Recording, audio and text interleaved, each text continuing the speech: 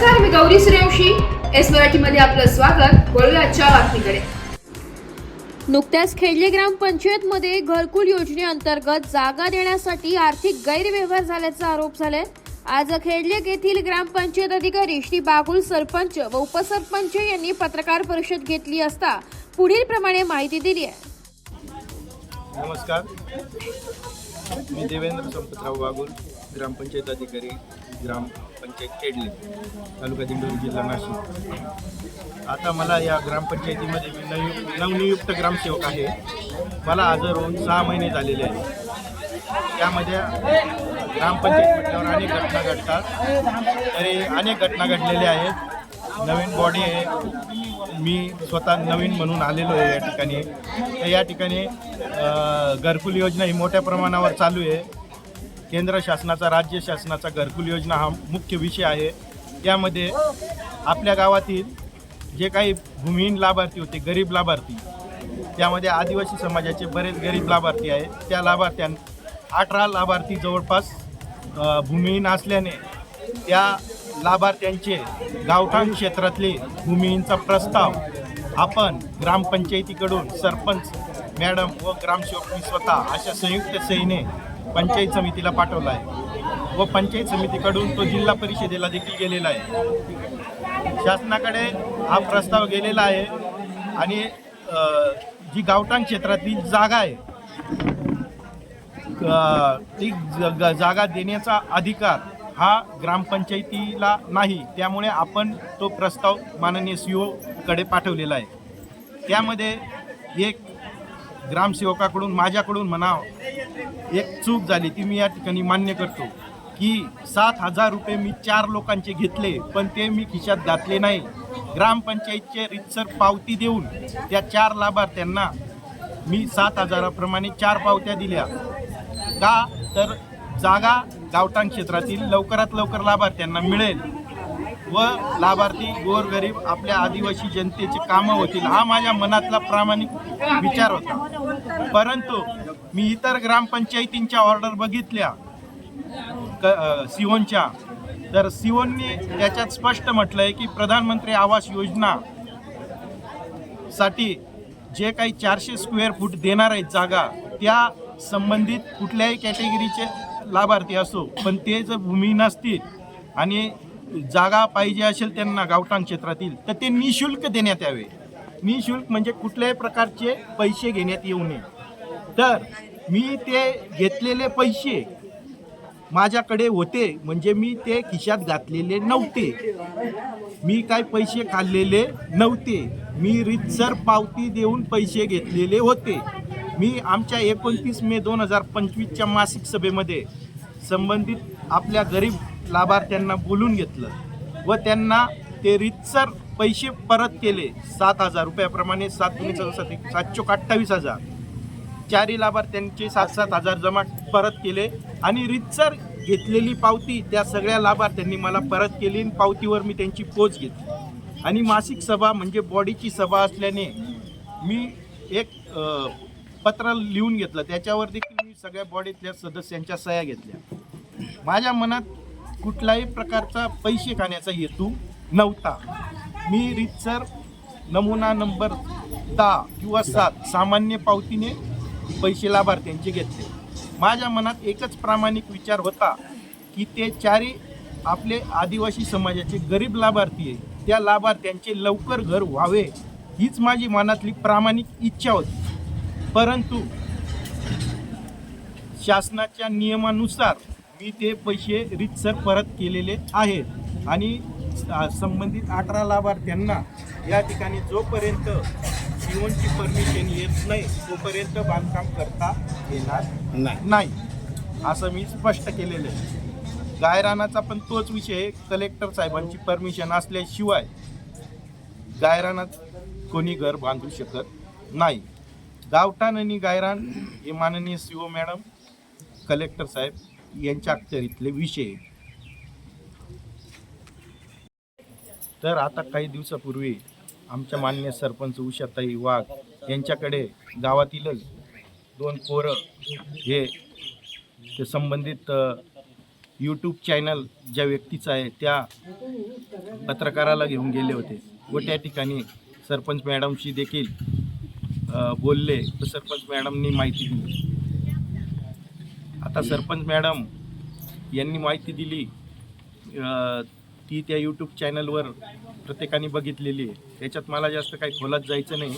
तर त्यामध्ये फक्त मॅडम बोलल्या की सरपंच आपलं ग्रामसेवक भाऊसाहेब आणि उपसरपंच यांनी संगनमताने पैसे घेतले व खिशात घातले. मला फक्त सरपंच मॅडमला एक प्रश्न विचारायचा आहे, पावती देऊन पैसे खिशात घालता येतात का? जे आता पत्रकार बंधूंनी आता सरपंच मॅडमला सुरू एक करा. दिवस पत्रकार घरी आले, अचानक घरी आले. त्यांनी लगेच विचारलं की मॅडम तुमच्या गावामध्ये असा असा प्रकार घडला आहे म्हणे, पैसे घेतले घरकुल लाभार्थ्यांकडून. म्हटलं घेतले म्हटलं पैसे आम्ही, पण मग त्यात म्हटलं मला काही माहीत नाही म्हटलं. म्हणजे तो विषय मला माहीत होता की पैसे घ्यायचे आणि नितीन मेदनेंनीच हा विषय सुचवला होता म्हटलं आम्हाला की घरकुल लाभार्थ्यांना ज्यांना जागा नाही, ज्यांच्या जागा मागणीचे प्रस्ताव पाठवले त्यांनी पाये पण भरून घेतले ते म्हणे त्यांनी अतिक्रमण केलंय, मग आपण पैसे घ्यायला काय हरकत आहे. तर मग त्यांना मी एवढंही बोलले ते की शासनाचे मंजुरी आदेश येईपर्यंत आपण तोपर्यंत थांबून घेऊ. पण यांनी कुठं 2-3 वेळा सांगितलं तरी हे म्हणे नाही काय हरकत आहे म्हणे, कधीतरी आपण ती प्रोसेस करणारच आहे, मग आता पैसे घ्यायला काय हरकत आहे म्हणे. आता घ्यायचे काय, नंतर घ्यायचे काय, नाही तरी आपल्याला शासन मंजुरी आदेश देणारच आहे की पैसे घेऊन आणि त्यांना जागा द्यायच्या. आणि भाऊसाहेबांना मी 3-4 वेळा सांगून झालं भाऊसाहेबांना, पण भाऊसाहेब तोपर्यंत कोणत्याच लाभार्थ्याकडून पैसे घेऊ नका, थांबून घ्या. जेव्हा शासनाचे मंजुरी आदेश येतील तेव्हा आपण ही प्रोसेस करू, तेव्हाच पैसे घेऊ लाभार्थ्यांकडून. आणि स्वतः आमचे पाणी पुरवठा कर्मचारी हे सुद्धा तिथं उपस्थित होते, त्यांनाही हा विषय माहिती आहे. तरी यांनी ते पैसे घेतले आणि 4 दिवसांनी मला मी खात्री केली आमची ऑपरेटर कावेरी सोबत का कावेरी घेतले का पैसे, तर तेव्हा कावेरी बोलली हो म्हणे घेतले म्हणे, पावत्या पण दिलेल्या. एवढंच मी पत्रकारांना सांगितलं. आणि तिला पैसे भरून मी तुझं पूर्ण नाव सांगून गाईड दे बाबा. मी 2014 साली ग्रामपंचायतीला पट्टी भरली होती, मला पैसे भरले होते ग्रामपंचायतीला, मला एक जागेसाठी मला एक पावती दिलेली आहे आणि मी 2 पावत्या फाडलेल्या होत्या ग्रामपंचायतीला. मला एक पावतीची रजिस्टर दिली पावती, एक पावतीची दिली नाही. तर मी टोटल 16,000 रुपये भरले होते ग्रामपंचायतीला.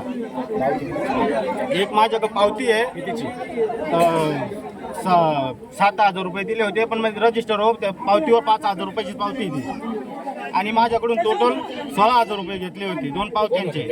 त्यावेळेस होते हागवन भाऊसाहेब होते.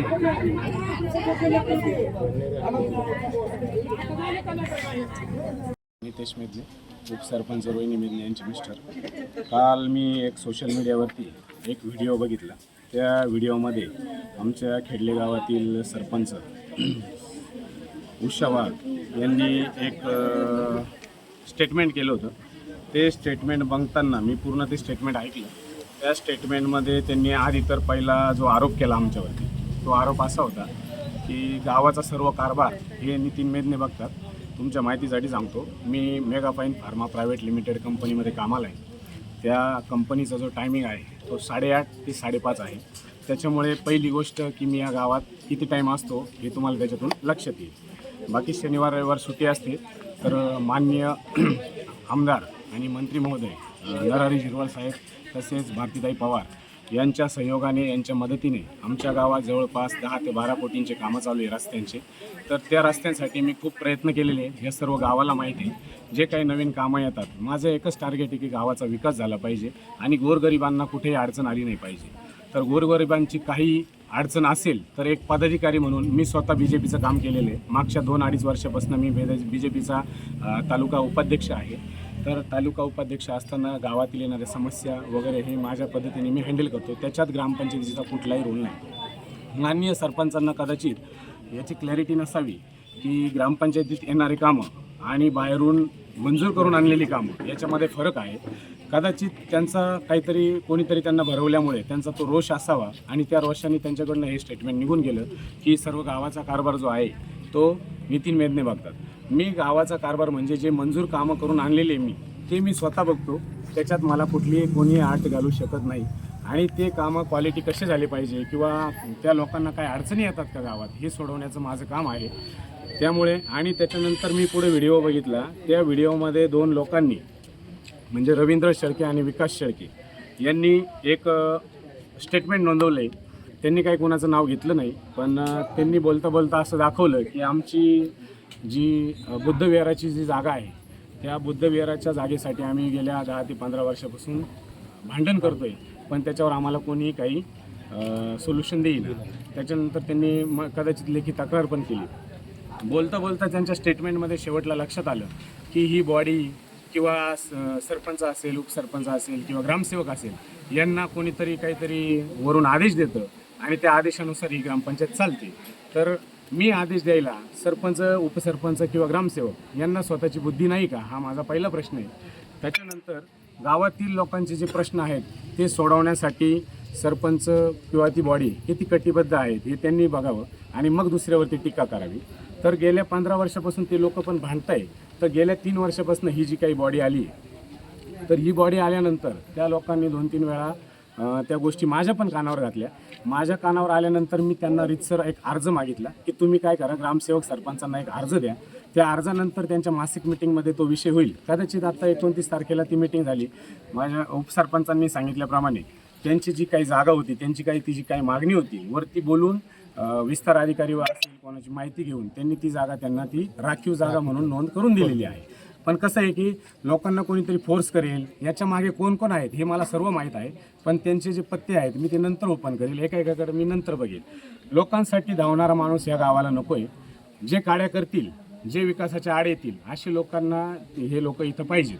तर माझं सगळ्यांना एक प्रामाणिक सांगणं आहे, तुमच्या अडचणी बिंदास दिवस रात्र ही ग्रामपंचायत फक्त तुमच्यासाठी आहे.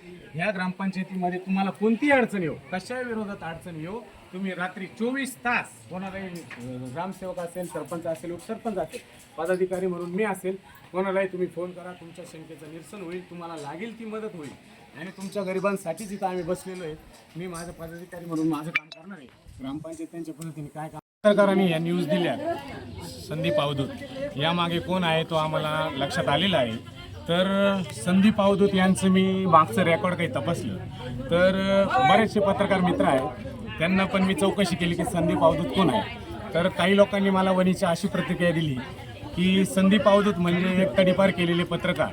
आणि त्यांचं मी जे बॅक रेकॉर्ड काढलं त्या रेकॉर्डमध्ये मला सगळे जे न्यूज दिसल्या त्याच्यामध्ये त्यांनी लोकांना फसवल्याविरोधात किंवा तोत्या विरोधात दाबवण्यात 3 तर म्हणजे किती गुन्हे दाखल आहेत किंवा ठकबागीचा गुन्हा त्यांच्यावर दाखल आहे किंवा ट्रॅक्टर घेण्याचे आमिष दाखवून जवळपास 91,000ची शेतकऱ्यांची फसवणूक त्यांनी केलेली आहे. असे नवीन लागल तितके गुन्हे त्यांच्यावरती दाखल आहेत. आणि अशा पत्रकाराने काय करावं, हे बघा, शेतकऱ्याला गंडा घालणाऱ्या संदीप अवधूत विरोधात गुन्हा, हे इथं या न्यूजमध्ये सगळं दिलेलं आहे. त्याच्यानंतर आमचे जे 2 कार्यकर्ते गावातले शेळके कंपनी, या लोकांनी मी एकदा असंच विकास शेळकेला फोन केला होता. त्या फोनमध्ये त्यांनी मला काय सांगितलं, मला त्यांनी एक धमकी दिली. ती धमकी अशी होती का आमची जागा जर नावावर करत असेल तर हा मॅटर मी मागे घेतो, जर नावावर करत नसेल तर हा मॅटर मी पुढे देतो. म्हणजे याच्या मागे नक्कीच कोणीतरी आहे, त्यांना भरवणारं नक्कीच कोणीतरी आहे, कारण हे लोक असे बोलणार नाही. रवींद्र शेळकेचं उदाहरण द्यायचं झालं तर मागे एक ग्रामसभा होती, सगळे लोक जमलेले होते, व्यवस्थित ग्रामसभा चालू होती, हे सगळ्या सदस्यांना पण माहिती आहे. त्या ग्रामसभेमध्ये दारू पिऊन येऊन कोणीतरी पैसे दिले असतील तर दारू पिऊन येऊन आणि माझ्याशी वाद झाला होता. त्याच्यावरती मी फौजदारी गुन्हा दाखल केला होता. त्याला नंतर तहसीलदार साहेबांनी व्यवस्थित समजून सांगितलं, पण तरीही त्याचं काही जे वागणं आहे त्याच्यात काही बदल झालेला नाही. तर माझं एक प्रामाणिक सांगणं आहे, तुम्ही चांगल्या कामासाठी सगळे एकत्र या, सगळ्यांचे विचार विनिमय इथं होतीलच, पण कोणीतरी सांगतंय किंवा कोणीतरी काहीतरी बोट लावतंय आपल्याला, त्यावरून जर चुकीचा निर्णय होत असेल तर सगळ्यांना मागात पडेल. आणि त्या दोघांवरती आणि ज्यांनी माझी बदनामी केली या व्हिडिओमध्ये, संपूर्ण व्हिडिओमध्ये माझा काही संबंध नसताना त्यांच्यावरती मी मानहानीचा गुन्हा दाखल करणार आहे आजचे आज. आणि मी पत्रकाराचं काय करायचं ते पण बघणार आहे. त्याच्या सगळ्या न्यूज माझ्याकडे आहेच. वणीला अजून एक प्रेस कॉन्फरन्स घेणार आहे मी, त्या प्रेस कॉन्फरन्समध्ये त्याचं बघतो मी काय करायचं ते. आणि उपसरपंच जे आहे वणीचे, त्यांचं पण मी त्यांना पण थोडी आयडिया घेतली होती. तर त्यांनी मला अशी न्यूज दिली होती की 4 महिने तो तडीपार होता वणीमधनं, आत्ता 2 महिन्यापूर्वी तो तिथं आलाय. तर अशा पत्रकाराचा आपण किती मनावर घेणार. आणि सरपंचांना हे कळायला पाहिजे की आपण एक पदसिद्ध व्यक्ती आहोत. अशा पत्रकार आपल्या घरी येऊन काही विचारतील आणि त्याच्यावर आपण प्रतिक्रिया देणं किती योग्य आहे. आपल्याला शासकीय त्यांना सांगायला हवं होतं. संध्याकाळच्या टायमिंगला ते आलेले होते.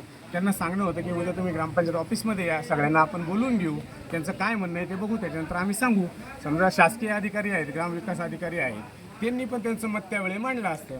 या सर्व मॅटरमुळे जी गावाची बदनामी झाली, ही गावाची बदनामी तसेच ग्रामसेवक व आमची उपसरपंचाची जी काही बदनामी झाली, याच्या विरोधात आम्ही नक्कीच गुन्हा दाखल करणार आहे आणि मानहानीचा गुन्हा दाखल झाल्यानंतर त्यांच्या पुढील कारवाईस ते जातील सामील काय असेल.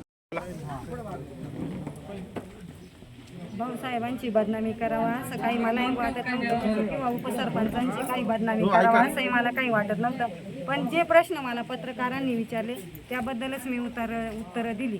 जे सत्य आहे तेच कथन केलं. मी काही चुकीचं उत्तरही दिली नाही आणि चुकीचं काही कथनही केलं नाही. आणि ते एकतर अचानक आले त्यामुळे मला असं वाटलं की खरंच आम्ही जागेचे पैसे घेऊन त्यांना रितसर पावती पण दिलेली. पण या विषयाबद्दल जास्त मार्गदर्शन नसल्यामुळं मी लगेच त्यांच्यासमोर तो म्हणजे जे प्रश्न विचारले त्यावर मी बोलून गेले. आणि कोणतीही गोष्ट जेव्हा इथं कोणाला काही जागेसंबंधी किंवा काही पण विषय असले त्यावर जर निर्णय द्यायचे असले तर मी प्रथम भाऊसाहेबांना विचारते. बाकीचं मी तर कोणालाच विचारत नाही. भाऊसाहेबांना पहिल्याच दिवशी मी सांगत असते की असा विषय भाऊसाहेब, तुम्ही पंचायत समितीला त्याबद्दल माहिती घेऊन या आणि उद्या दुसऱ्या दिवशी आपल्याला गावातले कोणाच्याही तक्रारी असल्या तर त्यांना ते उत्तरं द्यायची आहे, त्यांना त्यावर निर्णय द्यावा लागेल. तर तुम्ही तपास करून या. मी मजुरी करणारी महिला आहे. रोज मी शेतात निघून जाते, पण महत्त्वाचे विषय असल्यावर मी ग्रामपंचायतीला ठराविक उपस्थित असते. कोणाला सह्यांचा विषय असो किंवा मासिक सभा असो, आमचाही दबाव नव्हता. फक्त त्यांनी प्रश्न विचारले म्हणून मी उत्तर दिली. त्यांनी प्रश्न नाही विचारले, तुमच्यावर खरंच दबाव होता का? दबाव नव्हता त्यावेळी माझ्यावर. मग आता ह्या लाभार्थ्यांना त्यांनी पैसे परत केले. लाभार्थ्यांनी पण कबूल केले आम्ही हे पैसे कोणाच्या खिशात घालायला दिले नव्हते. ते ग्रामपंचायतच्या सर्वांगीण विकासासाठी दिलेले पैसे होते. त्याच्याकडे तुम्ही कसं बघता? नाही, तो उत्पन्नाचा विषय होता. माझी तिथं म्हणजे सकारात्मक दृष्टी होती. पण ते काय झालं, यांनी मला असे प्रश्न विचारल्यावर थोडं मलाही घाबरल्यासारखं झालं आणि त्यामुळे मी भाऊसाहेबांचा तिथं विषय मांडला की भाऊसाहेबांना मी सहमती नाही दिली तरीही त्यांनी पैसे घेऊन टाकले. यात माझा कुठलाही रोल नाही म्हटलं. ते भाऊसाहेब आणि नितीन मेदने यांना विचारा. नितीन मेदनेनीच आम्हाला पैसे घेतले. तुम्हाला ऐका ना ताई, पावती घेतली ते सगळं मान्य आणि पैसे परत केले त्या अगोदर हा व्हिडिओ बनलेला आहे. आणि व्हिडिओ बनल्यानंतर यांनी लगेच मासिक सभा पण लावली आणि पैसे परत केले. फक्त माझी एवढी चूक झाली, थांबावं ऐका, माझी एवढी चूक झाली. त्या पत्रकारांना मी परत फोन करून सांगायला लागत होतं की पैसे परत केले भाऊसाहेबांनी, त्या पावत्याही परत घेतल्या आहे, तर तुम्ही हा विषय थांबवा. पण माझा बॅलन्स संपलेला असल्यामुळे आणि माझ्याकडे ग्रामपंचायतात भ्रष्टाचार झालेला आहे. भ्रष्टाचार नाही झाले. मग तुम्ही आरोप का केले? ते मला प्रश्न विचारले त्यामुळे मी उत्तरं दिले. मी कुठलाही आरोप केलेला नाही. त्यांच्या हाती काय असे सबूत लागले होते का? खेडले ग्रामपंचायतचे भ्रष्टाचार झालेले ते सबूत तुम्हाला दाखवलं का त्यांनी मला कुठलाही सबूत नाही दाखवलेला. पण मग मला पैसे घेतले हे मला खात्री झाली होती आणि माहित पण होतं. त्या व्हिडिओ स्पष्ट ग्रामसेवक उपसरपंच यांचं नाव घेतलेलं अहो मग हा विषय नितीन मेदनेनीच आम्हाला सुचवलेला होता, त्यामुळे मी त्यांचं नाव घेतलं. नितीन मेदनेचा तुमच्यावर दबाव होता का? त्यांचा कुठलाही दबाव नव्हता. पण मग ते वारंवार मला सांगत आले की मॅडम लोकांच्या खूप तक्रारी येत आहे, पावसाचे दिवस डोक्यावर येतात आहे, मग आपल्याला ही प्रोसेस कधी ना कधी करावीच लागणार आहे, तर मग आता पैसे घ्यायला काय हरकत आहे. वारंवार हे मला सांगत होते. आता हे झालेले वाद याच्यात सगळं संपुष्टात आणता येईल. खेडल्या ग्रामपंचायतमध्ये कोणताच भ्रष्टाचार गैरप्रकार झालेला नाही हे तुम्ही मान्य करता? रोहिणी नितेश मेदने, उपसरपंच खेडले उपसरपंच. आमच्या ग्रामपंचायतीचा सरपंच यांनी असा आरोप केलाय की ग्रामस्थांकडून घरकुलाचे पैसे 7,000 रुपये घेतलेले आम्ही ग्रामसेवक आणि उपसरपंच यांनी, आणि त्यात त्यांनी माझ्या मिस्टरांना पण ओढून घेतले. या रीतसर पावती फाडून ते पैसे घेतले होते. हा विषय पूर्ण बॉडीवर झालेला होता आणि सरपंच बाईंना पण माहीत होता, तरी त्यांनी मीडियासमोर हा विषय मांडला त्यांनी. आणि त्यानंतर भाऊसाहेबांना आदेश ग्रामपंचायतीचा आदेश आला, त्यांनी त्याच्यात वाचला आदेश मासिक सभेत का त्यांनी निशुल्क जागा द्यायची त्यांना, तर आम्ही लगेच त्याच दिवशी लाभार्थ्यांना बोलून त्यांची रिसर पावती जमा करून त्यांची पोस्ट पावती घेऊन त्यांना पैसे रिटर्न दिले. तरी ग्रामपंचायतीचे सदस्य सरपंच मॅडमनी आमची बदनामी केली. नितीन मेदनीने पैसे खिशात घातले. हा विषय मी काहीच बोललेला नाही. तुम्ही अजूनही व्हिडिओ परत ऐकून घ्या. सगळ्या बॉडीला बोलून मग कॉन्फरन्स घ्यायची होती. यांचा अगोदरच मॅटर झालेला होता. हा भाऊसाहेबांना 10-12 दिवसापूर्वी फोन आलेला होता पत्रकारांचा, आणि मला तर माहितही नव्हतं. ते अचानक माझ्या घरी येऊन यांनी सांगायला लागत होतं ग्रामपंचायतीत चला सगळ्यांना बोलवते मग तिथे घेऊ. या लेडीज असून ते त्यांनी जे प्रश्न मला विचारले मी त्यावर उत्तर दिले. त्यांनी डायरेक्ट प्रश्न विचारले तुम्ही ग्रामपंचायतीत. आता ते अचानक आल्यामुळे त्यांनी जे प्रश्न मला विचारले तेच मी उत्तर दिले. हा न कळत नाही घडली. त्यांनी काही माझ्यावर दबाव किंवा प्रेशर नाही टाकला. असंच त्यांनी मला प्रश्न विचारले. ते म्हणे फक्त स्टेटमेंट हवंय तुमचं. मला काही प्रश्न विचारतोय तर त्यावर उत्तर द्याल का? म्हटलं हो देईल. मग मी हे उत्तर दिली. ज्या लाभार्थ्यांकडून ग्रामसेवकांनी पैसे घेतले त्या लाभार्थ्यांची तक्रार आहे का तुमच्याकडे? त्यांची काही तक्रार नाही आहे. बदनामी केली म्हणजे आम्ही पैसे रिटर्न केले तरी बदनामी केली, पण रिटर्न करण्या अगोदरच हा व्हिडिओ बनला गेला तेव्हा पैसे रिटर्न झाले त्या लाभार्थ्यांचे. नुसार मला तर आयडिया नाही, पण माझी मिसेस तिथं असल्यामुळे त्यांनी त्या दिवशी जे काही मीटिंग झाली होती त्या मीटिंगमध्ये मला 2 गोष्टी सांगितल्या गेल्या. त्या गोष्टींमध्ये असं होतं की जे लाभार्थी आहेत 4 जण, या लाभार्थ्यांनी त्यांना परमिशन नव्हती, काही नव्हती, तरी त्यांनी पाया बांधून घेतला. तर ठीक आहे, गरीब लोक आहे, त्यांना कदाचित घरं नसतील, त्यांनी पाया बांधला जागेच्या समोर. तर पाया बांधल्यानंतर मग त्यांचं मीटिंगमध्ये डिसिजन झालं की एक सिक्युरिटी अमाऊंट डिपॉझिट म्हणून आपण रितसर पावती देऊन, तर 4 जणांनी ज्यांनी 4 जणांनी पाया बांधले त्या 4 जणांकडून 7-7 हजार रुपये ग्रामपंचायतीने रितसर पावती फाडून घेतले.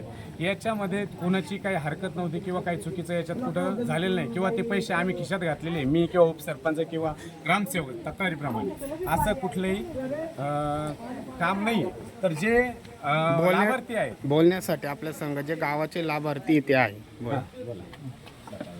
7,000 आम्ही दिले रितसर पावती फाडली. तुमची याची तक्रार आहे का? नाही तुम्हाला परत केली ना? हां, आम्हाला परत केली ते.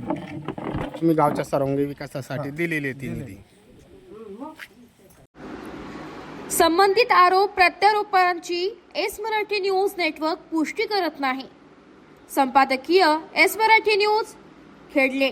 अशाच नवीन ताज्या घडामोडी जाणून घेण्यासाठी आमच्या एस मराठी न्यूज चॅनलला लाईक करा, शेअर करा, सबस्क्राईब करा आणि बेल आयकॉनला क्लिक करायला विसरू नका.